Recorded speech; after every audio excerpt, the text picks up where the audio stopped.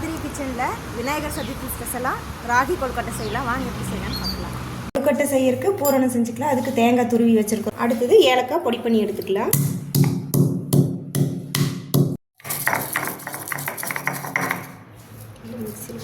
கொழுக்கட்டைக்கு பூரணம் ரெடி பண்ணிக்கலாம். இப்போது தேங்காய்,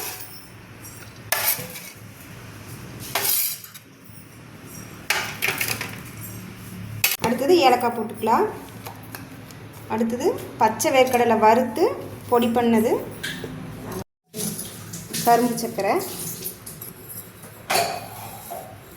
உங்கள் இனிப்புக்கு தகுந்த மாதிரி சேர்த்துக்கலாம்.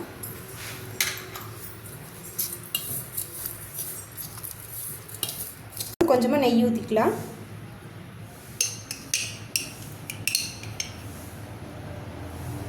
நம்ம ராகி மாவு எடுத்துருக்குறோம். அதில் கொஞ்சம் சால்ட் உப்பு போட்டு பிசைஞ்சு எடுத்துக்கலாம். கொஞ்சம் கொஞ்சமாக தண்ணி தெளித்து சப்பாத்தி மாவு பதத்துக்கு பிசைஞ்சு எடுத்துக்கலாம். நம்ம சப்பாத்தி மாவு பதத்துக்கு பிசைஞ்சு எடுத்தாச்சு. கொழுக்கட்டைக்கு மாவு தயாராகிடுச்சு.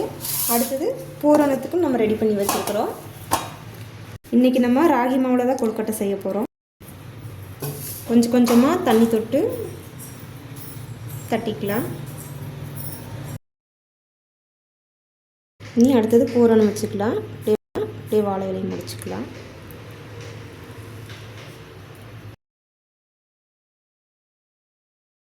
இப்போ நம்ம ரெடி பண்ணி வச்சுருக்கிற கொழுக்கட்டையை வேக வச்சு எடுத்துக்கலாம். ராகி மாவு கொழுக்கட்டை ரெடி ஆயிடுச்சு. குழந்தைங்கள்லேருந்து பெரியவங்க வரைக்கும் எல்லோரும் சாப்பிடலாம். உடம்புக்கு ரொம்ப ஆரோக்கியமான ராகி கொழுக்கட்டை ரெடி ஆயிடுச்சு.